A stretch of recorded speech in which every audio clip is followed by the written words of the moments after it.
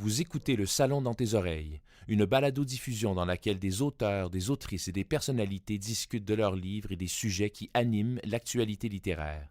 Les enregistrements ont été faits lors du dernier Salon du livre de Montréal. Hey, bienvenue!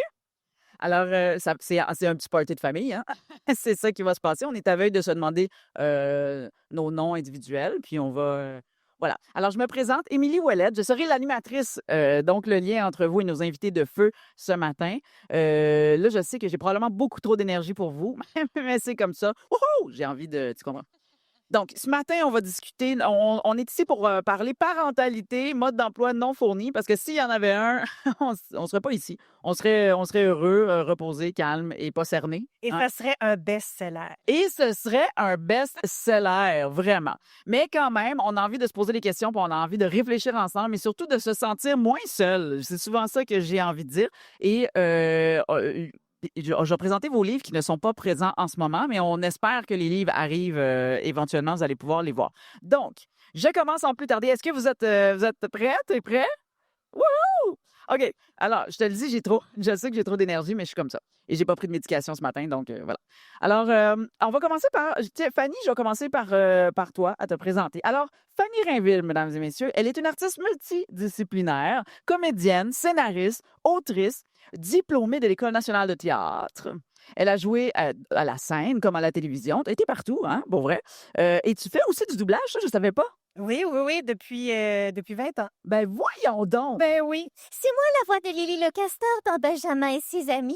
Oh my lordy schnauzer doll! Hey, finalement, on fait juste ça pendant 45 minutes. On fait juste du doublage. Un autre fois.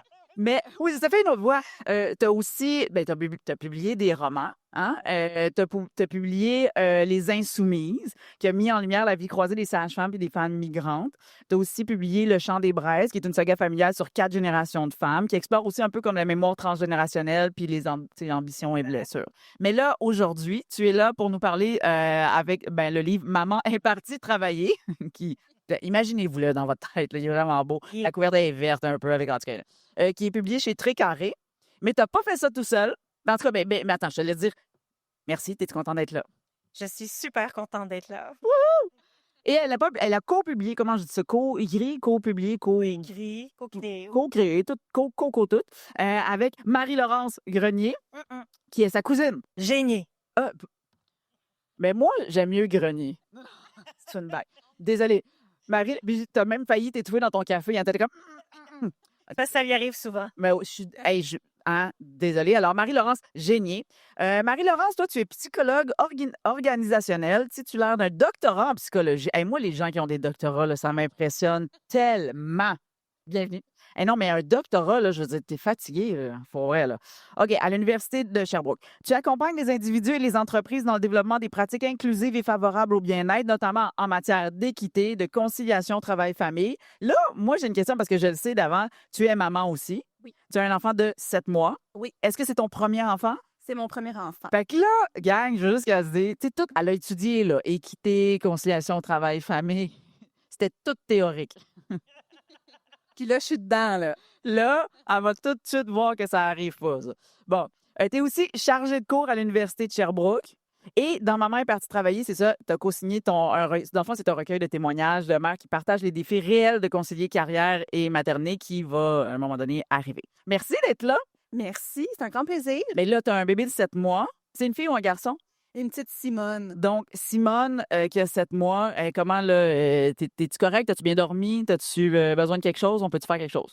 Ah ben ça va très bien. Moi, c'est une pause. Je suis très contente d'être là, d'interagir avec des grands humains. Je vais bien. Et de pas faire des gagas au goût, c'est bon, parfait, génial. Et notre dernier invité pour ce matin, Blaise Durivage. J'ai pas de doctorat. Non, mais ça paraît. Non.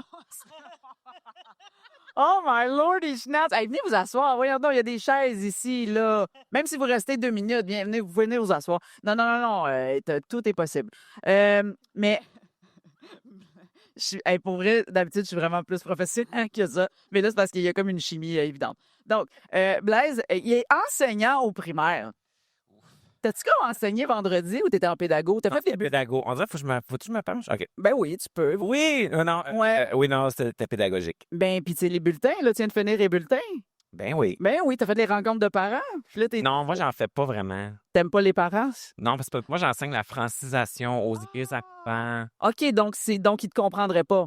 Exactement. Ouvre nos livres. Ah, voilà. Ah, ben non. Hey, une bonne main d'applaudissement pour les bénévoles, pour vrai, qui se donnent corps et âme au Salon du Livre. Merci beaucoup. Bravo, Alors, Marianne. voyez comment ils sont beaux. Alors, maman est partie travailler, puis ici, puis un jour, il a fallu faire des lunchs, qui est publié chez Libre Expression. Ben non, j'en finis de te présenter, Blaise. Donc, Blaise n'a pas de doctorat. Il est enseignant au primaire, écrivain québécois, puis dans ton premier roman, parce que c'est ton premier roman.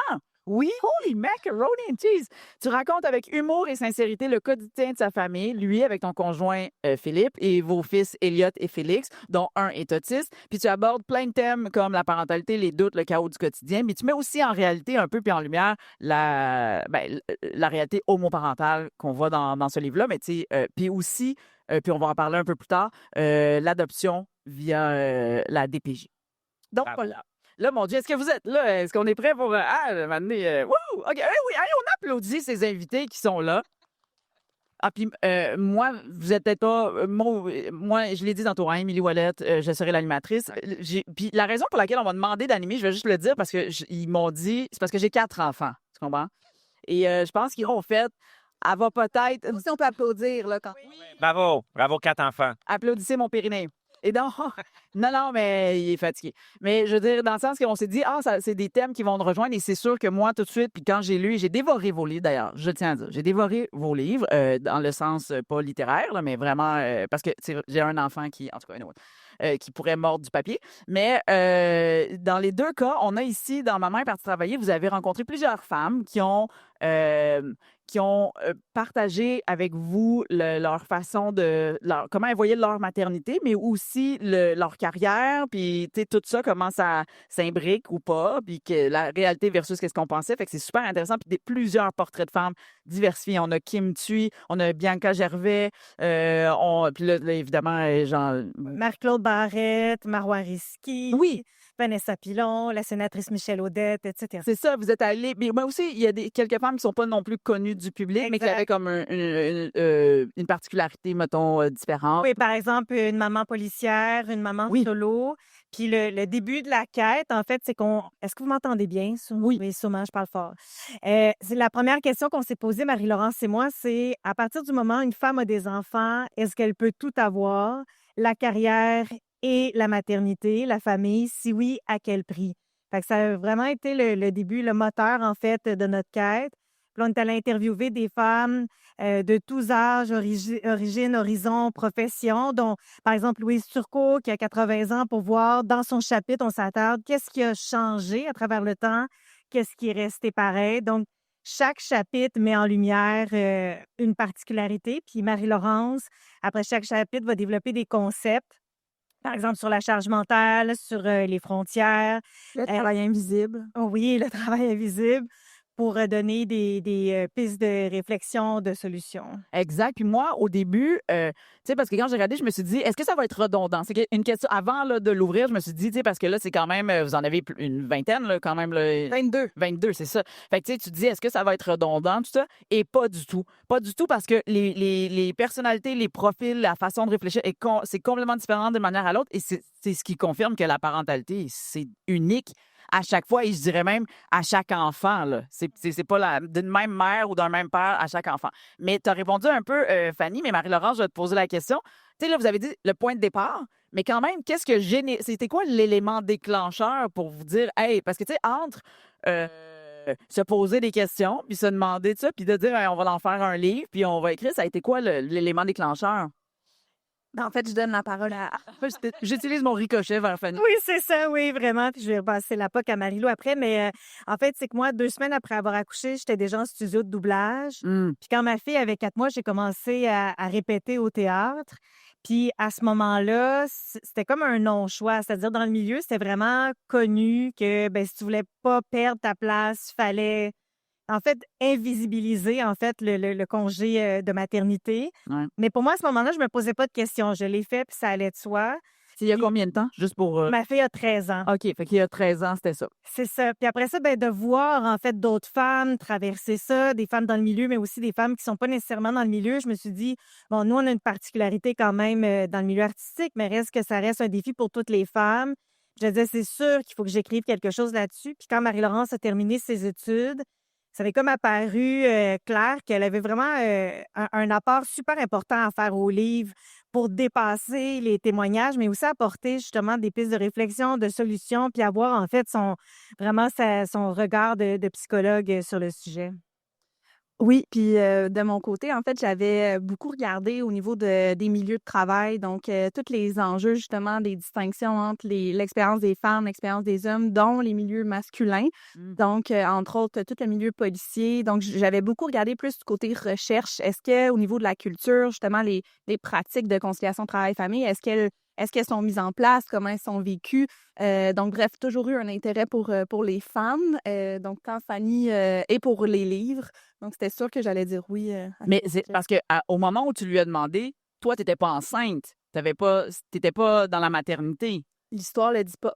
My Lord! Eux l'adaptent. Oui, mais dans le sens que ce que je veux dire, c'est que, tu sais, souvent, quand même, quand t'es pas dans la maternité, c'est pas des sujets qui vont t'interpeller de la même façon, en tout cas. Mais pour être honnête, le livre, la conception du livre s'est faite alors que j'étais enceinte. Donc, OK, donc là, t'avais un peu cette réflexion-là déjà qui s'en venait. ça a été toute une préparation d'écrire, d'aller à la rencontre justement des femmes enceintes. Puis je dirais aussi que alentour de moi, il y a beaucoup de femmes aussi qui ont lu le livre, qui n'ont pas d'enfants, par exemple.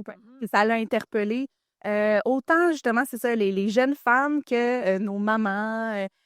Donc, c'est un livre aussi qui se veut vraiment pour valider la voix, en fait, l'expérience des femmes. Et aussi, les hommes sont vraiment invités aussi à lire. Absolument. Puis Blaise... Blaise, l'as-tu lu? Non, non. Comment? Non, mais dans le sens, parce que vous en parlez aussi dans le livre qu'à un moment donné, l'équité ne se fait pas sans les hommes. Ouais. Fait qu'il faut, à un moment donné, qu'on fasse tous partie de la même discussion parce que sinon, ça n'arrivera pas. Donc, merci pour cette magnifique introduction. Blaise, je me tourne vers toi. Hein? Puis un jour, il a fallu faire des lunchs. Ben oui. D'où est venu, en fait, ça a été quoi pour toi l'élément déclencheur de dire, parce que enseignant dans ta vie, tu sais, comme qu'est-ce qui a fait, je veux en écrire un livre? Ben, moi, j'ai comme un petit parcours différent. Vas-y. C'est que j'écrivais tout le temps un petit peu pour moi-même et ma famille, mes amis. Puis là, un moment donné, ma soeur a dit « Hey, inscris-toi à la nouvelle Prix Radio-Canada. » Ah! Ce que j'ai fait, puis j'ai été finaliste. Puis là, je suis très chanceux. Là, j'ai une éditrice de la maison d'édition qui a trouvé mon texte et qui a dit « Hey, écris donc un livre. » Fait que là, ils m'ont questionné, puis là, j'ai été au bureau, puis là, ils ont dit « Oh, wow, t'es deux papas avec deux enfants. » Puis là, j'ai un enfant différent, mais go, écris ta vie. Puis là, je suis « Ah, ouais. » Puis là, j'arrêtais pas de dire « C'est intéressant. » Puis ils ont dit « Oui, oui, oui. » Et voilà, c'est pour ça que je suis arrivé là. Parce qu'on peut le dire, c'est de l'autofiction. C'est de l'autofiction avec un petit peu de fiction, mais c'est beaucoup, beaucoup auto. C'est beaucoup auto plus que fiction. Oui. Mais c'est le fun parce que moi, tu sais, donc, je l'ai lu aussi, puis c'est le fun de pouvoir plonger dans ta vie. On a vraiment l'impression d'être avec toi, là. Tu sais, dans tous les jours, j'étais stressée. Un moment donné, il était là, ouais, mais fais la vaisselle. Je veux dire, c'est pas compliqué, là, sur le comptoir. Là, j'étais là, Philippe, qu'est-ce que tu fais? Mais non, mais. Il a fait, il est gentil. Ben oui, je sais, mais maintenant, tu sais, faut pas que tu la fasses le matin quand c'est l'heure de faire des lunchs. Faut que tu la fasses le soir avant de te coucher. Mais je veux dire, pour vrai, on est vraiment là avec toi. Tu réussis à décrire dans le détail. Parce que si je peux, puis là, tu me corrigeras si je le présente pas très bien. Mais dans le fond, on vit tout ton livre à Pâques. Oui. Hein, dans le sens qu'on se retrouve, c'est Pâques, on va fêter Pâques, mais à travers ça, on rentre dans ta tête où à chaque petit moment de quand tu débarques chez les parents, quand tu débarques, tu sais, il y a un petit déclencheur qui va se passer, puis là, toi, ça te plonge, puis là, on plonge soit dans ton passé, soit dans tes réflexions, soit dans quand tu voulais des enfants ou ton coming out en tant homosexuel, tu sais, tout ça, ta réflexion, ou des fois des moments avec ton père, tout ça. Fait, mais quand on finit le livre, finalement, grosse fin de semaine, on a l'impression que... Ben, c'est de même dans ma tête. Pour continuellement. C'est ça. Mais donc, toi, tu m'as dit, bon, que l'élément déclencheur est venu un peu de... t'as écrit à Radio-Canada, t'as été finaliste, puis là, on te l'a comme un peu servi, tout ça. Mais quand tu l'écrivais, est-ce que tu as eu certaines prises de conscience sur la parentalité? Eh, mon Dieu, oui. Eh, vas-y, raconte. Ben, c'est très exorcisant d'écrire des choses comme ça. Tu sais, moi, je vivais beaucoup beaucoup de drame intérieur avec mon fils qui est très différent. Mhm. Ça m'a beaucoup, beaucoup aidé. Puis, puis tu sais, c'est ça, j'ai réalisé aussi que je m'étais beaucoup moi, je suis très, très dans le rôle de la mère, hein, tu sais, je veux dire, pour mettre un nom dessus. Pour mettre un stéréotype. Un Parce que t'en stéréotype, parles aussi exactement, dedans. c'est Ouais. ça. Puis je me disais, tu sais, avant tout ce processus-là, on était comme, non, on est deux hommes, puis tu sais, ça va. Mais finalement, ça s'est fait vraiment naturellement qu'il y a quelqu'un qui prend le rôle féminin, habituellement donné aux femmes pour X raisons dans la culture et La les construction années. Tout sociale. le care, j'imagine, prendre soin. Prendre soin, la présence, La charge la mentale. charge mentale. Puis c'est ça m'a surpris de moi-même. Puis ce que j'ai trouvé des fois rebutant, c'était un peu, pas avec mes amis, là, mais avec d'autres femmes que je connaissais moins, que c'était comme, oh, on dirait que je rentrais moins dans leur monde. Je sentais une petite barrière. Une Ça fait pas différence. vraiment partie de nous, tu sais, Ouais. avec les gens que j'étais moins proche. Puis, Ouais, ça, t'en parles, entre autres, avec les mamans de la garderie. exact, pour pas les nommer. Ben, Puis, non, mais tout le monde, on connaît des mamans de garderie. mais ça m'avait surpris. Je pensais que moi, je sais pas, j'étais très naïf. C'est comme tout le monde va m'accueillir, voyons donc. Mais non, Mhm. c'était pas tout le temps le cas. Mais c'était pas méchant avec des pancartes puis que genre on brûle des crucifix, mais c'était tu sais, c'était une espèce de petite distance. C'est ce qui te rappelle qu'il y a une différence. Ouais, exact. Là, je la ressens moins, plus avec des enfants plus vieux, je crois, mais c'est ça, je me souviens plus de la question. Moi non plus, c'est pas grave. Moi, j'en ai une. Je peux-tu? Ben oui. Oui. Ben, je me demandais, parce que moi, je suis en train de finir le livre que j'adore, là, en passant. Merci. Puis je me demandais, justement, tu sais, tu nommes que c'est peut-être plus toi qui as pris le rôle de mère, ou en tout cas, on pourrait définir Le parent par rôle-là. défaut, genre. Oui, ou la Ben, personne en qui a la anglais, ils appellent ça le charge, caregiver. Là. le caregiver. Mais je me demandais, comment est-ce que tu l'expliques que c'est toi plutôt que ton conjoint Mais tu sais, qui l'a veux pris? pas, je suis quand même enseignant au primaire, j'œuvre avec des enfants, j'aime ça des enfants de façon correcte. Puis, fait que, tu sais, fait que ça, c'est comme pas, tu sais, c'était comme garanti que c'était moi qui allais prendre justement le congé de parentalité, de maternité, le long congé qu'on donne aux femmes habituellement. Puis, ça s'est juste fait comme ça, mais tu sais, je veux dire, mais un peu comme dans tous les couples, je pense, il y a des traits aussi, tu sais, mon chum, il y a Mhm. des traits plus mère ou féminin ou appelé comme tu veux. Puis moi, des fois aussi, là, je veux dire, on se partage ça, mais tu sais, l'espèce de langage universel que quand ils veulent quelque chose, exemple, dans la maison, quelqu'un se fait mal, si mon chum est à côté d'eux, c'est pas grave, c'est moi qui viens de voir, même si je suis à l'autre bout de la maison. Tu sais, fait que fait que j'ai vraiment le rôle de la Mais ça, c'est intéressant parce que. Oui, non, mais c'est intéressant parce que dans le témoignage de la maman solo, tu sais, on en parle aussi. On dirait que dans un duo, puis ça serait intéressant aussi d'en parler avec des parents. Tu sais, que maintenant, de plus en plus, il y a des parents qui sont trois, là. Tu sais, comme je serais. Ouais, je sais pas comment les appeler. politique. Des triptyques, des trios, le trio. Couple, en tout cas. Mais ça serait intéressant de voir parce que est-ce qu'il y a toujours un parent par défaut? Parce que moi, je l'amène comme ça, puis c'est vrai que stéréotypement, on va souvent dire que c'est la mère qui est le parent par défaut. Mais dans le cas de la maman solo, c'est elle, mais elle vit moins de frustration. De ce que je me rappelle d'avoir lu, c'est qu'elle vit moins de frustration parce qu'elle n'a pas d'attente envers quelqu'un d'autre. Là, ici, c'est pas nécessairement la même situation parce que veux pas, on a des attentes de soutien, d'aide, d'entraide, tout ça. Autant chez les femmes que vous avez rencontrées ou dans ton quotidien. Comment vous avez perçu ça, ces frustrations-là liées aux attentes, liées à la parentalité? Ben, moi, juste, Marie-Laurence, je sais pas dans tes études, mais nous, en adoption, on avait lu beaucoup, beaucoup de documentation. Puis partout, ça disait que peu importe, des fois, ça peut être le père, là, mais quand il y a deux personnes, il y a toujours quelqu'un qui devient le caregiver. Moi, ça m'avait bien fasciné, là. Puis ça disait, tu sais, ça part du monde animal, il y a vraiment comme une figure d'attache plus importante, appelle-le comme tu veux. Puis c'est sûr, je trouve ça bien Mais toi, tu fascinant. t'étais même préparé à ça. Tu sais, parce qu'en adoption, c'est différent, parce que tu dis, je veux Oui, l'accueillir, parce je que veux que l'attachement. Vraiment que l'attachement soit là. Fait que, tu sais, on a beaucoup, beaucoup lu là-dessus sur l'attachement, puis ça disait, c'est ça, qu'il y a toujours une figure. Fait que je sais pas, tu sais, en psychologie...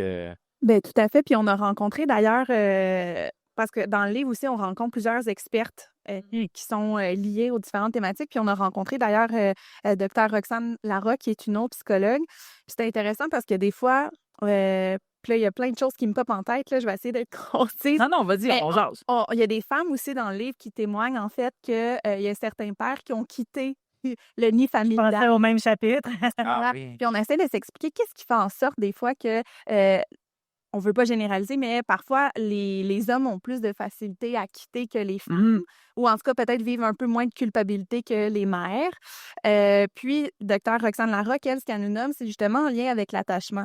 Tu sais, il y a beaucoup de choses qu'on connaît, que ça soit en lien avec les facteurs de notre culture, comment est-ce qu'on est élevé, peut-être un peu plus les femmes à prendre soin, les stéréotypes genrés, bref, tu sais, il y a beaucoup de choses, il y a beaucoup de facteurs, en fait, qui l'expliquent, mais un de ceux-là qu'elle amenait que je trouvais vraiment intéressant, c'était l'aspect de l'attachement, puis à quel point, justement, souvent, les femmes, encore dans notre société, puis ça c'est aussi issu des stéréotypes, mais à quel point peut-être les femmes, on a une tendance plus facile à être vulnérable, en fait. Puis là, on peut penser justement à toutes, puis là, je pense entre autres aux Émotion, quand les cœur émotions, ouvert. le cœur ouvert, tu sais, Alice Plank qui a écrit un livre sur toute la masculinité et tout. Donc, c'est un peu tout en lien. Donc, à quel point est-ce que souvent les femmes vont avoir un petit peu moins d'inconfort peut-être à être dans cette position-là de déplaire, puis d'être vraiment cette première figure d'attachement-là. C'est super intéressant parce que tu l'as nommé et c'est très complexe. Tu sais, c'est très complexe parce que c'est autant de facteurs. Non, c'est très simple. Tu vois, quand tu te demandes pourquoi tu n'as pas de doctorat, ça, c'est comme une piste. Non. Mais, hey, hein, c'est unique. Blague. C'est unique comme ici. Tout ce qui se passe de l'autre côté du cordon, voilà. Mais, non, regarde, tu vois, le périménopause, j'ai oublié ce que je disais. C'est très complexe, C'est l'attachement. très complexe, Oui. parce que c'est des facteurs externes et internes reliés aussi. Mais moi, ce que j'allais dire, c'est que en même temps, notre société ne favorise pas l'attachement des papas non plus. Tu sais, moi, je m'en rappelle quand, à mon deuxième, j'ai pas pu... Donc, travailleur autonome comme toi, Fanny, moi, j'ai pas pu prendre un congé. J'ai été obligée de prendre le congé raccourci parce que sinon, on n'avait pas assez d'argent, ce qui fait que le papa était obligé de suivre. Puis il y avait 3 semaines. Lui, il a juste pu avoir 3 semaines. Mais en 3 semaines, alors que pour ma première, ça a été un concours de circonstances. Il a perdu son emploi juste avant que j'accouche. Fait qu'il a été 1 an sur le chômage à la maison et j'ai vu la différence de l'attachement. Et je me rappelle avec mon fils, un soir, là, je suis claquée raide, j'ai allaité, j'ai tout fait. Là, il faut que je dorme. Puis j'ai dit, si tu me l'amènes, tu sais, comme pour vrai, là, il pleure dans tes bras. Parce que c'est ça aussi, c'est qu'il pleurait pas dans mes bras, mais il pleurait dans les siens. Et là, il était là, oui, mais tu sais, c'est plus facile de te le donner, puis c'est plus facile pour tout le monde, sauf moi, hein, qui saigne beaucoup, là, en ce moment. Tu sais, tu vois, il y a bien des choses. Fait que là, j'ai dit, si tu me l'amènes, je te jure. Et la porte est fermée. Je me rappellerai toujours de ce moment-là où mon fils pleure. Et là, j'entends les pas jusqu'à la porte. Tu sais, je suis de même dans le silence. Non, c'est le divorce assuré. Tu sais, tu comprends? C'est comme, pour vrai, tu rouvres cette porte-là, c'est terminé, là, genre. Puis, quand on s'en est... Il n'a pas ouvert la porte, hein, c'est ça. Il a pas ouvert la porte. Il y avait un instinct de survie. Je pense que c'est juste dit. Il a dit là, comment on l'entend grommeler? Non, mais puis pour vrai, mais il s'est dit, parce qu'il me l'a dit, il a pris la décision à ce moment-là. Il a regardé notre fils puis il a dit, hey, bonhomme, c'est toi puis moi. Puis, tu sais, comme je sais que c'est pas facile, on n'a pas eu beaucoup de temps ensemble, en parlant du 3 semaines, mais il a dit... Fait qu'il a pris la décision consciente de dire, je vais travailler mon attachement. Et moi, ça me fait dire que même pour nous, les femmes, je pense pas que c'est que inné ou si inné que ça. Ou, tu sais, je pense que c'est une partie des deux, mais on doit le travailler, cet attachement-là. Et puis là, Blaise, j'aimerais ça t'entendre là-dessus parce que dans ton cas, c'est des enfants qui ont été adoptés. Et donc, tu as aussi une expérience de l'attachement. Tu l'as vécu aussi consciemment. Oui, puis c'est ça.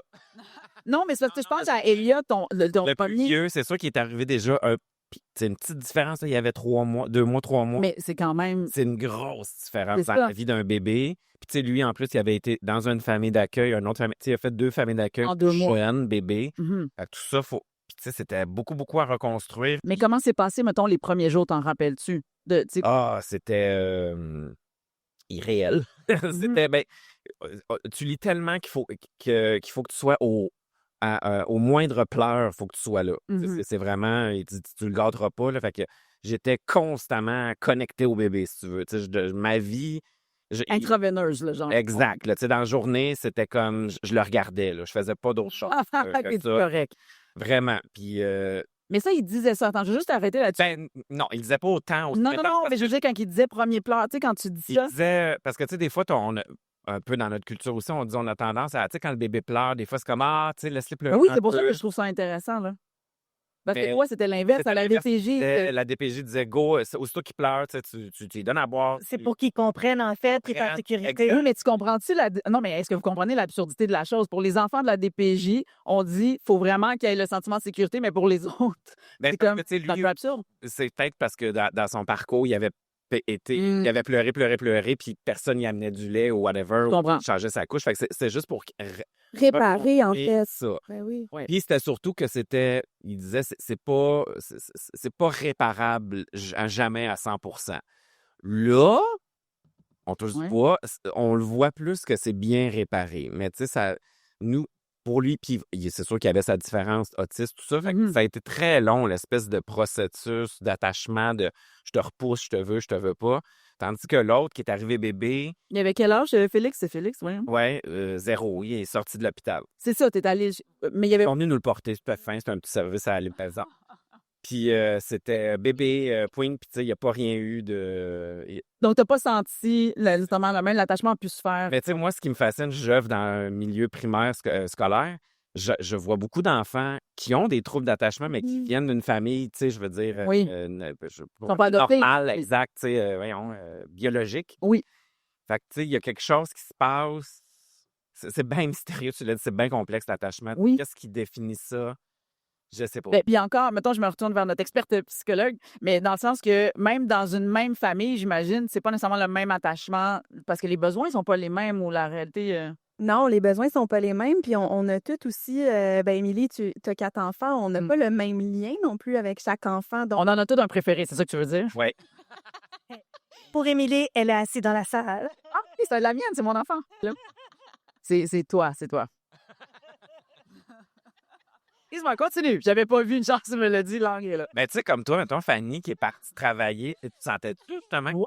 faut que je fasse l'attachement? Tu t'occupais de son bébé quand t'as 2 semaines, là? Ma mère, beaucoup, mon conjoint aussi. Mais moi, j'ai été très fusionnelle vite avec mon enfant. OK. Tu sais, on en parle des fois, là, des femmes qui regardent leur enfant et qui ne sentent pas tout de suite le lien d'attachement. Pour nous, ça n'a pas été ça. Puis aussi, c'est qu'en doublage, c'est que c'est pas des journées complètes nécessairement. Tu sais, je partais quelques heures, puis tout ça. Fait que moi, non, le lien d'attachement, même, tu sais, c'est ça un peu ce que tu disais. Là. Tu sais, ma fille peut être assise à côté de son père, là, puis dire « Maman, je veux une barre tendre! » Oui, il est là. Tu sais, je veux dire, c'est comme... Fait que nous, ça s'est créé... Plus instantanément. Oui, c'est ça, exact. Ça n'a pas été... Le fait que tu sois pas là 24 heures sur 24 n'a pas changé ça.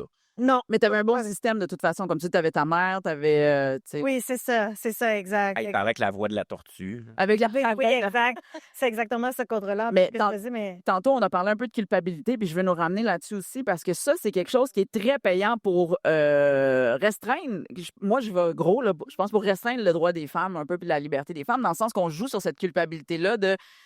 Aussitôt qu'il arrive quelque chose, on a déjà pensé une mère monoparentale va pas avoir le même regard que le papa qui l'a une semaine sur 2 ou une fin de semaine sur 2, même j'allais te dire, puis qu'on fait comment il est donc bien fin, ils emmenent à la ronde, puis tu fais comme ouais, mais souvent ça va être la mère ou le parent par défaut qui va ramasser tout le reste. Mais puis là, cette mère-là, qui à un moment donné va prendre une fin de semaine dans l'année pour elle, avec des amis, à l'hôtel, qui va être partie, puis avant de partir, elle va avoir fait le kit de piscine pour pas que tu oublies d'aller au kit de piscine, elle va avoir fait tous les repas pour les 3 jours, puis elle va être partie, puis elle va pas en profiter tant que ça parce qu'elle va être comme « Oh shit, j'étais pas là, tu sais, s'il arrive quelque chose. » là. Qu'est-ce qui explique que, est-ce que, encore une fois, c'est la société, les stéréotypes, qu'est-ce qui fait qu'on a, Blaise? Dis-nous tout, toi qui es un homme et qui connais. Ben, non, mais, ouais, écoutez-moi, les femmes. Non, mais c'est parce que Non, mais prenons des notes. ce qui me fascine, c'est quand tu as dit ça, c'est quelqu'un qui prend une fin de semaine. Si moi, exemple, là, Ouais, je pars une fin de semaine avec quelqu'un dans la salle qui est ici, mettons, là, mettons. une amie, mais quand je m'en vais, ben, non, je vais partir le contraire. Mettons, mon conjoint, il arrive tard du travail, ou il y a un 4 à 7, whatever.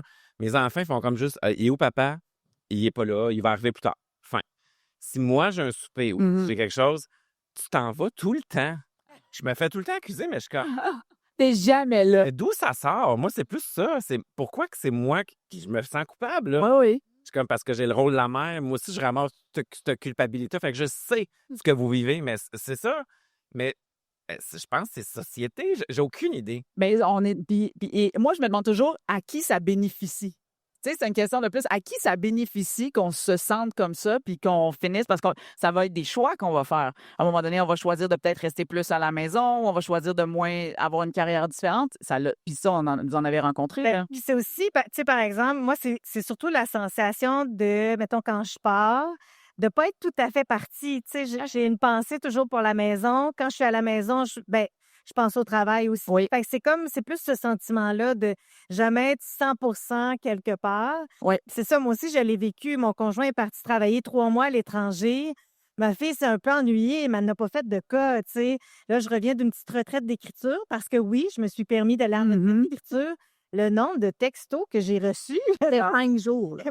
pendant 5 jours, tu sais, 4 nuits. Oui. Mais c'est ça, fait que il y a vraiment, c'est ça, un double Il y a standard. un double standard, merci. Mais moi, ce qui me fascine, c'est que ça part de l'enfant lui-même, tu sais. Oui. Mais parce qu'il le voit, ce modèle-là. C'est ça qu'on donne. J'imagine, c'est Ben oui. ça, tu sais. Fait que lui, il fasse comme, hey, t'es parti trop longtemps, mais tu sais, c'est ça. Il faut remettre en perspective, mais en même temps, quand ils sont enfants, c'est pas nécessairement logique pour eux ou pragmatique. Fait que c'est difficile, c'est comme plus instinctif. Puis là, je vais pousser un peu plus loin la culpabilité, dans le sens que moi, je me rends compte des fois, est-ce qu'on contribue nous-mêmes à perpétuer ça? Puis là, je vais donner un exemple. Moi aussi, donc, je faisais de la scène et des spectacles. Puis à un moment donné, quand ma dernière, elle avait 1 mois, je me suis retrouvée à faire un numéro dans le festival Juste pour rire avec elle dans mes bras. Donc, avec elle en porte-bébé, parce que c'était beaucoup plus simple. À 1 mois, je l'allaitais à l'adoption. Je me dis, ça va être beaucoup plus simple et tout. Mais après ça, quand je regarde, maintenant, quand je regarde cette photo-là qui a été prise, puis tu sais, sur scène, puis qu'il y a plein de personnes qui l'ont vue, je dis là, est-ce que je contribue à ce que les nouvelles mères, tu comprends, arrivent, puis ils font shit, moi, après 1 mois, je suis censée être capable de faire ça. Alors que moi, après ça, là, j'ai été 1 semaine à terre à pas être capable de rien faire d'autre, là, tu sais. Puis donc, la maternité est tellement différente. Est-ce qu'il y a des choses qu'on fait qui contribuent à perpétuer cette culpabilité-là? Ben, on en parle aussi dans le livre parce que je pense que culpabilité vient malheureusement des fois avec performance. Ah oui, ben oui. Donc, toute cette notion-là de performer sa maternité, ou sa parentalité, hein, parce qu'il est inclusif dans nos emplois des mots. Je m'étais inclus là. Ben oui. Mais c'est Vanessa Pilon, c'est Bianca Gervais aussi qui en parle dans le livre, à quel point on se met de la pression incroyable pour être là à 100%, pour justement pas créer, pour avoir... Il y a toute la notion aussi puis Fanny, tu m'en parlais, là, d'être responsable pas de la performance de nos enfants, là, je cherche mes mots, mais Ouais. tu sais que nos enfants... Être responsable de leur bonheur, de leur bien-être. Exactement, de prendre Leurs notes scolaires, de tout. Si ça a échoué, mettons un examen, c'est parce que je l'ai pas assez accompagné. Ben oui, mais si elle a une carie chez le dentiste, c'est vrai. Ah mon Dieu, c'est ça, je me suis pas battue avec elle pour qu'elle se brosse les dents 14 fois par jour, là, tu sais.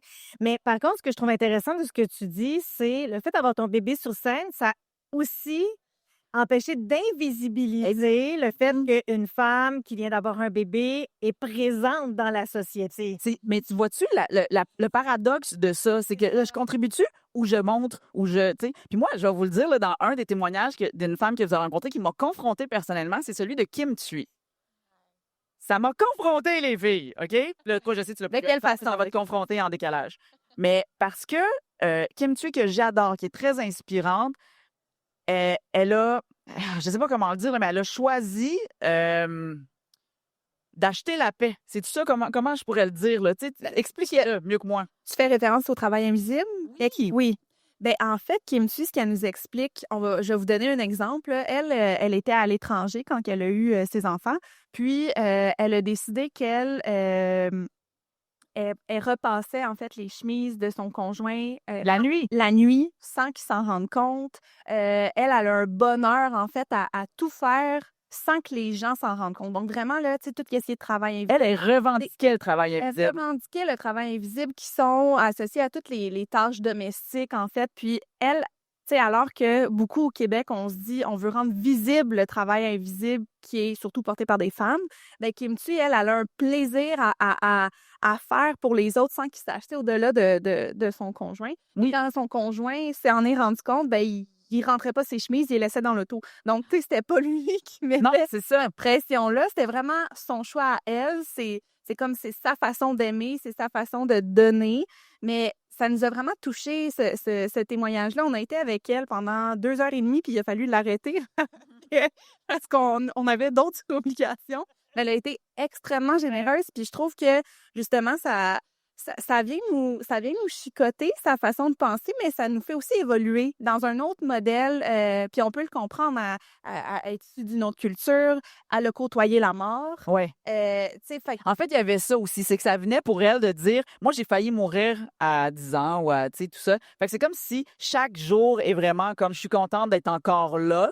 Puis de vivre un traumatisme si grand, ça amène que le bonheur est très simple dans je vais repasser les chemises de mon amoureux. Puis, tu sais. excuse-moi, Fanny, mais l'autre chose qu'elle amenait qui était super intéressante, c'était que elle, sa volonté de rendre la maison, tu sais, fonctionnelle, propre pour son conjoint, c'était de dire, ben, je permets aussi à mon conjoint d'être la meilleure version de père pour mes enfants.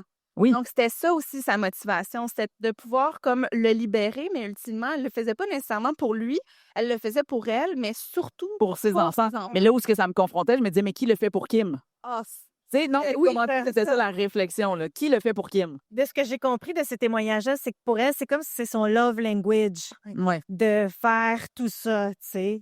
Mais effectivement, ça a été une rencontre. On s'attendait pas à ça parce que elle a vraiment une grande carrière d'autrice. Puis c'était vraiment des témoignages qui étaient le plus différents dans tous ceux Complètement. qu'on a reçus. Mais elle dit aussi, elle a un village, là. Elle a amené, Exact. c'était ça, un soutien, là. Puis ça, tu sais, dans les femmes immigrantes ou les femmes issues de d'autres cultures, ça ressortait beaucoup, ça, la notion de village.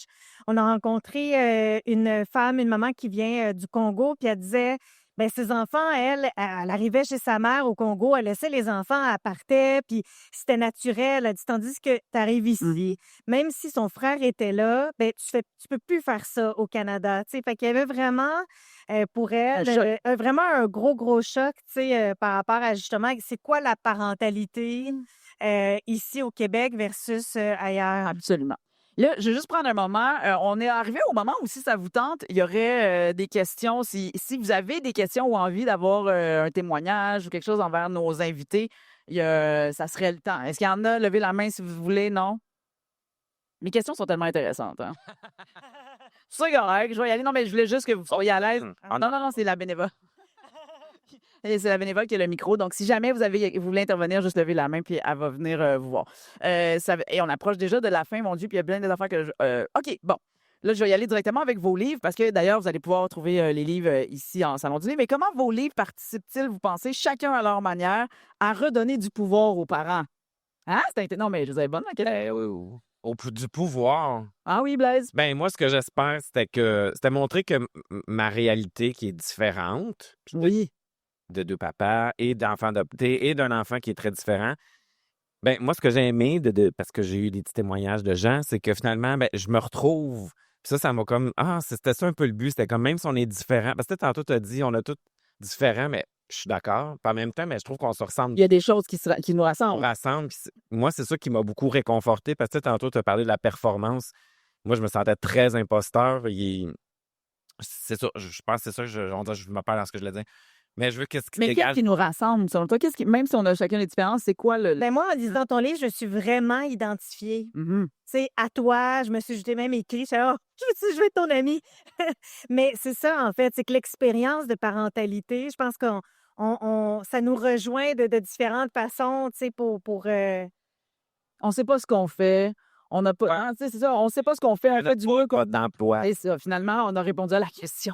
C'est parce que je trouve qu'on vit dans une époque qu'on nous offre beaucoup des offres d'emploi, Ouais. de parentalité. Moi, c'est ça qui m'a beaucoup mélangé ou whatever. Tu sais, je trouve qu'il y avait beaucoup cette image-là. Puis même, des fois, c'est comme, non, t'es pas obligé d'être parfait, mais dans cette image-là, il y avait quelque chose de parfait aussi. Tu sais, Ouais, quand leur- la perfection imparfaite, genre. C'est Ah oui. ça. Fait que c'est ça. Moi, je trouve que quand que tu... Pas que tu te compares, mais quand que... Oui. Ben, quand on se compare, je pense qu'on a plusieurs lieux communs. Ouais. C'est-à-dire qu'on a tout... Quand tu prends le temps de... C'est ça, exact, c'est ça. Parce que quand le quotidien va vite, en même temps, on a l'impression souvent d'être tout seul dans tout ce chaos-là, mais non, on est plusieurs à vivre. Dans le fond, c'est comme si on vivait plusieurs solitudes à côté. Ouais. Parce qu'il y a peut-être moins dans les différentes cultures aussi, parce qu'ils vont ouvrir grand, puis ils vont se soutenir, tout ça. Mais puis vous, votre livre, comment ça peut redonner le pouvoir aux parents, aux femmes aussi? Ben, nous, on voulait vraiment libérer la parole, en Oui. fait. Puis je pense que le fait d'avoir 22 femmes qui témoignent, c'est vraiment ça, de déculpabiliser, de nommer aussi plusieurs expériences, Puis pour moi, en fait, c'est que ça reste un livre sur aussi la place des femmes dans notre société. Mère ou non, quelle est la place qu'on fait aux femmes dans la société? C'est un livre aussi qui va aller questionner qu'est-ce que les entreprises peuvent faire, peuvent mettre en place pour pouvoir aider les femmes, particulièrement les mamans, à contribuer à la société, à contribuer au niveau de leur travail. Puis je pense, c'est moi et Marie-Laurence, on a 2 étapes différentes de notre parentalité. Puis moi, par moment, c'est beaucoup le lien avec le travail qui venait me rejoindre, tu sais, de ces femmes-là parce que je suis rendue à une autre étape. Fait que c'était, en tout cas, c'était très enrichissant, en fait. Tu sais, là, tu parles, je soulève, je suis désolée, je soulève, mais tu viens de le dire. Il y a aussi, dernièrement, j'ai lu, il y a quand même une étude qui est sortie sur l'appauvrissement des femmes aussi avec la maternité parce que quand tu as un congé parental, oui, on a un RQAP, mais le RQAP va payer 70 de ton salaire pendant quelques semaines. Après ça, c'est à 55, mais il ne contribue pas à ton RRQ. Donc, t'es pas, pendant toute cette période-là de ton congé, tu ne contribues pas à ton régime de retraite. Puis là, je parle, c'est sûr que le travail autonome, c'est différent, là, mais je veux dire, mettons, de manière générale. Donc, c'est aussi documenté. Puis là, souvent, tu n'as pas une promotion. Puis souvent, tu as soit un gel, même une perte dans ton travail. Donc, il y a aussi, la maternité peut aussi vraiment faire un appauvrissement réel. 100%. Je trouve que ça pousse tout vers la performance. On veut que ça performe, on veut que ça performe. On délaisse un peu la mère. On délaisse aussi, je trouve, l'enfant. Puis, tu sais, on le vit, là. Moi, je le ramène au scolaire. Tu sais, je trouve qu'on... C'est beaucoup axé sur les adultes, justement. Puis, tu sais, c'est nourrissant là, pour l'enfant. Tout ça, / présence du parent qui va être avec lui le plus longtemps. Je trouve que ça, c'est un autre Oui, livre. oui, mais je veux juste rebondir sur deux choses. Toute la notion aussi on en parle dans le livre du Mommy Track. Donc, à partir, en fait, ça a été établi, là, il y a un prix Nobel qui a été gagné par une femme qui démontre que justement la plus grande pénalité financière pour les femmes, c'est à partir du moment qu'elle a un enfant. Donc, tu sais, économiquement, ça a été démontré. Ben oui. Puis Blaise, tu nommais aussi, oui, tout le congé de parentalité. Moi, je le dis là, depuis qu'on a publié le livre, moi, je le saute ce mot-là, congé. Pour moi, c'est pas un congé. Non. Donc, la période de parentalité, il y a eu aussi une étude qui a démontré, en fait, que durant cette période-là, il y a 5 compétences clés qui sont développées, qui sont les mêmes, en fait, qui sont recherchées pour être gestionnaire. Donc, on peut penser, entre autres, à la priorisation, toute l'adaptabilité, l'intelligence émotionnelle. Donc, bref, c'est pas vrai qu'on est en congé. On développe tellement de compétences durant cette période-là de vie. Donc, oui, et je pense qu'il y a une meilleure reconnaissance aussi de cette période de vie-là nuirait moins aux parents. Oui, puis Tellement. tu sais, si on regarde de manière macro dans notre société, je pense qu'il y a une réflexion à faire sur la place des enfants dans notre société. Souvent, on les veut pas dans les restaurants, on veut pas qu'ils dérangent, on veut pas les avoir dans... Tu sais, on est toujours là. Et puis là, ça, c'est tellement... Écoute, c'est arrivé hier, ici, au Salon du Livre. J'étais en dédicace et il y a un enfant qui a fait une crise de bacon là, de 2 ans, là, une crise de bacon, mais une de master, là. Mais une master, on la salue, là, elle était experte dans son rôle, pour vrai, mais qui a duré très longtemps avec des cris aigus et son papa était là devant elle, puis la chaise, il y avait la poussette et on était là, on savait pas quoi faire parce que, et tout ce qu'on avait en tête, parce qu'on s'en parlait, on était une couple de parents autour, on était là, hey, je suis tellement content de pas être à sa place en ce moment, mais tu veux aider. Mais lui, il sent le stress. Plus on le regarde, plus c'est stressant. Elle ressent ça aussi. Là, il l'a pris à shaker. Tu sais, je veux dire, la crise de bacon. Mais, tu sais, on est toutes là, puis on est toutes avec toi, mais lui, il se sent peut-être jugé. Il sent que c'est pas assez vite, puis c'est pas réglé. Puis là, il va penser que je suis en train de la kidnapper. Tu sais, je veux dire... Il a-tu acheté la crème glacée qu'à vous? Non, je l'ai acheté ton livre. Tu as-tu donné son livre? Donne-y le livre. Ben non, mais tu sais... Excusez. Non, mais c'est vrai, mais c'est parce que quand ça t'arrive, là...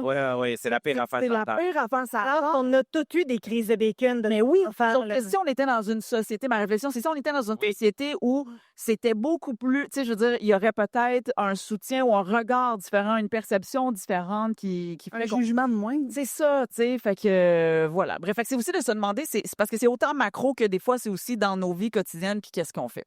Hey, ça l'a passé vite comme ça. Est-ce que ça a été agréable, même si Blaise n'a pas de doctorat? Ben oui, c'est ça. On est correct. Je vais travailler là-dessus. Mais oui. Mais écoutez, merci beaucoup d'avoir été avec nous ce matin. Je vous invite vraiment fortement à aller là. Est-ce que vous partez en dédicace? Ben, ça va être là parce que ça se fait intelligent. Si, je pense. C'est Bon. pas mon horaire. Alors, Blaise du Rivage avec... Puis un jour, il a fallu faire des lunchs à la maison d'édition Crème de Moelle, là, je l'ai pas... Libre expression. Libre expression. Et maman est partie travailler avec nos 2 expertes ici de ce livre, qui est aussi... Non, qui est chez... C'est carré. Chez Carré. Je pense que c'est On est dans le même kiosque, par exemple. 403, 300. 104. 304. Alors, on va que Fanny est dyslexique. Non, mais merci beaucoup d'avoir été là. Et puis, bon salon, profitez-en. C'est la dernière. Nos invités.